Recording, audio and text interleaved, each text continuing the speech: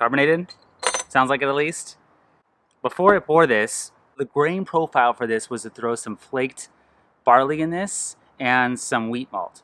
And wheat malt has higher proteins, so the idea was for it to get hazier.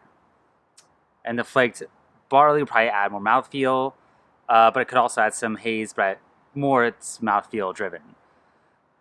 And then I chose a cold strain, which is known to be hazy or less flocculent, and that was the 2565 by Y yeast.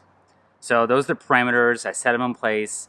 I did not dry hop this, and I think if you do a lot of dry hops, the polyphenols and the proteins can interact, and you can get more of a haze that way. So if you're dealing with like those hazy IPAs and they heavily dry hop it, that can help.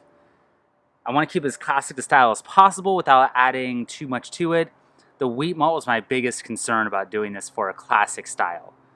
I think next time, we'll see how hazy this is. But if it's relatively okay in the haze, I think I can do it without the wheat.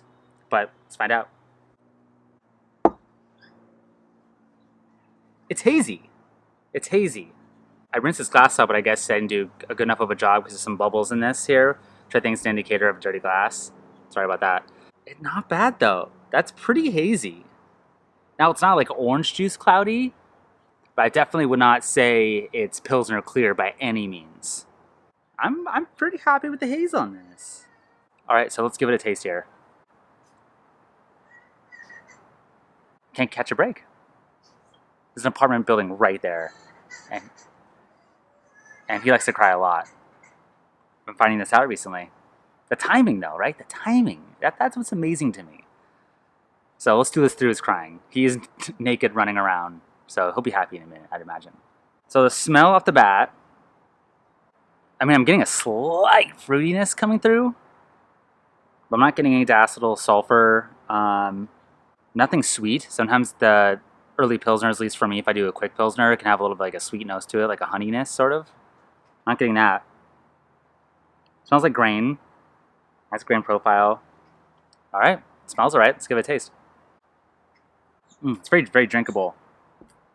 It doesn't have that crisp Pilsner taste to me.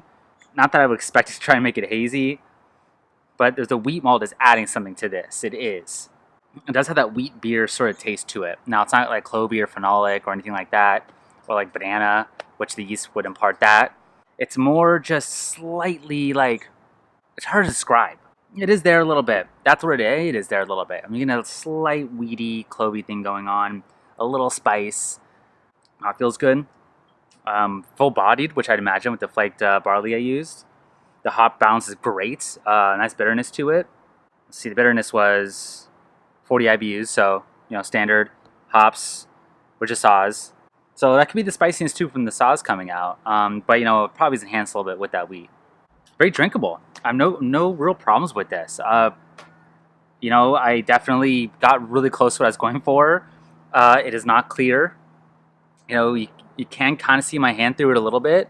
Now, it doesn't have that orange juice cloud that those New England style IPAs can have, but it's definitely not to the style of a Pilsner. So I achieved largely what I was going for. So really enjoy it. The only changes I would make, I'd probably take out the wheats and then just do with the flake barley and use the same yeast strain and not filter it. You know, I could try and maybe dry hop it, but that's not really the style. But I think it's about as good as it can get with trying to retain the flavors of a Pilsner. So yeah, happy with it, and you know, till next time. Cheers.